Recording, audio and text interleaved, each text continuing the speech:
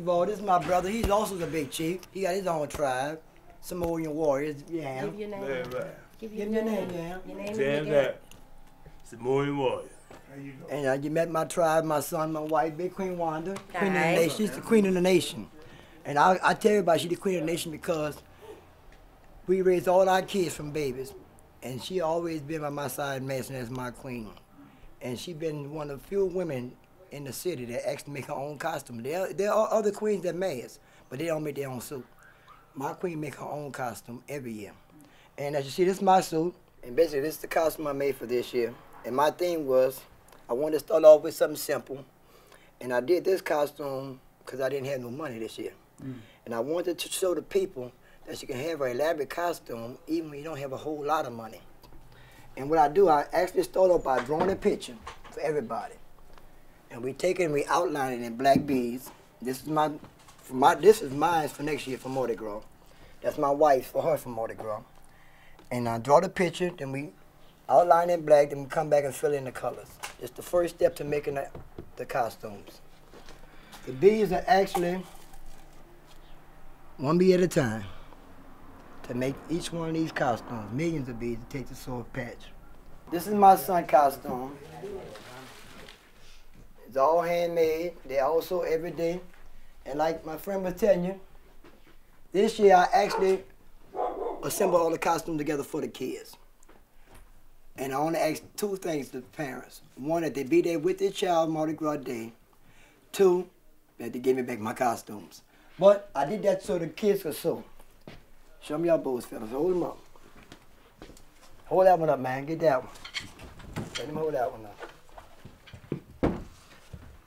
This is another piece. This little guy hasn't started yet, but I drew his patch for him.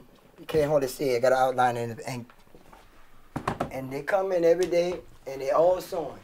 They're starting, they're learning, they're all doing good. So far, so good. And this is another little boy, one of the costume for a little boy. This yellow is a little girl. Her dress is not here. I let her take it to her house. And we have some more costumes back here hanging up. Some of the hairdressers.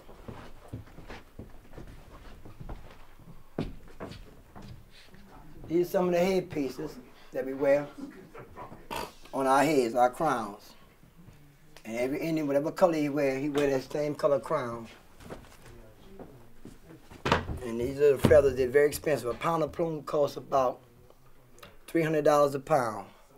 And this year I used on my crown, my white crown, and my two sticks, 9 pounds. Didn't have no job. I didn't know how I was going to do it.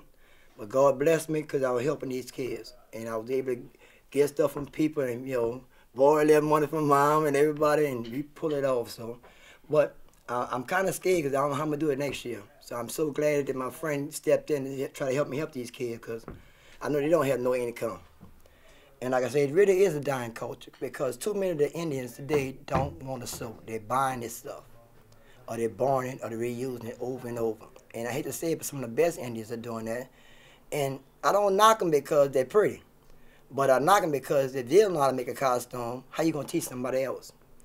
And it's really a shame that this culture is dying the way it is. So I'm just trying to keep it alive.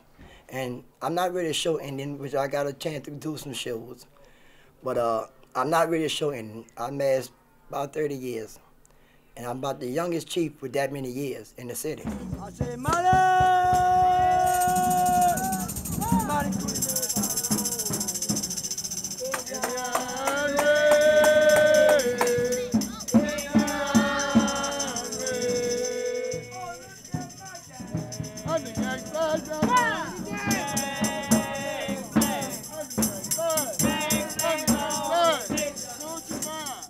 Now, our culture came from slavery. Our culture pays homage and tribute to the American Indian.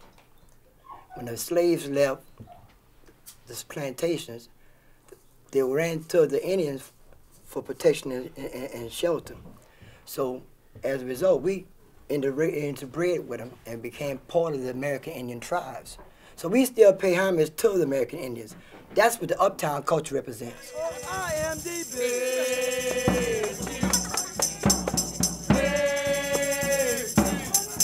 I'm the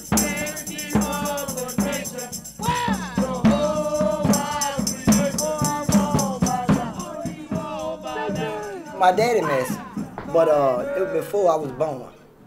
And my grandfather masked, but I didn't never know about it.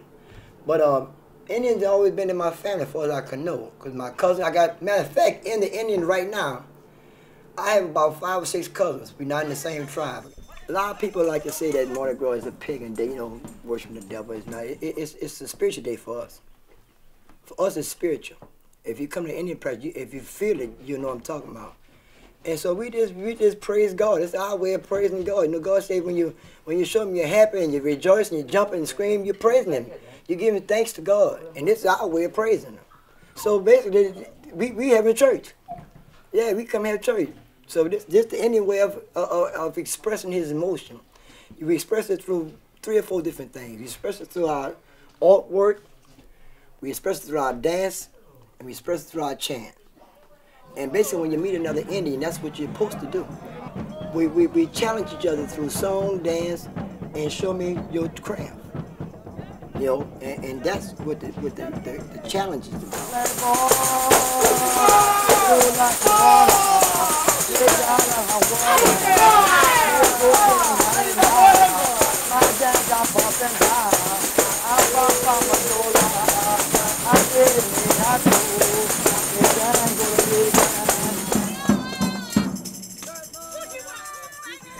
The Mardi Gras Indians are meant to entertain the community. We're not a parade. And we really started doing that because a long time ago, and I remember when I was a child, I ain't that old though, but we couldn't go to Canal Street. We couldn't go to Bourbon Street for the parades. And this is the reason why we started making our own parades in the black communities. And that's basically what this is for. And that's why a lot of times, like this year and last year, they say, well, Al, you're not going nowhere? I don't have to go nowhere. We here to entertain this neighborhood. We ain't got to go nowhere right around the corner in here. I ain't got to go down Canal and all up St. Charles. It's for this neighborhood. It's for these people in this community. We helped a lot of little kids last year. So this year I decided I was going to help an older set of kids, bigger boys, so they can get a little exposure because I wanted them to learn to sew. Because once they learn to sew, they're going to teach somebody else to sew. And basically, they're doing a great job. I'm really proud of them because, like I said, I've been sitting with them, and they've been trying their best.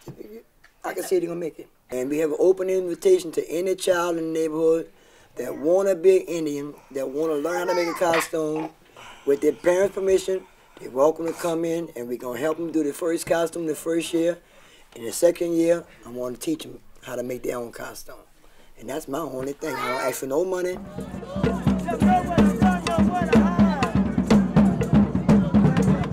And originally, each community had a tribe when I was young. And each tribe, community supported that tribe.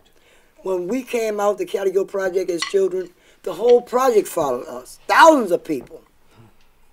In every community walked behind that tribe. You met the Ninth Ward, you met the tribe of the Ninth Ward, you seen the whole Ninth Ward coming. You seen Tootie of the 7th Ward, the whole 7th Ward behind Tootie. When Boat Island came up from up here, everybody was behind Boat Island. Now, you got to pay people. And so I'm trying to get people to realize we're massing not for us. We're massing for y'all, for this community. And I'm trying to get the community to come back and rally around the Indians and support us.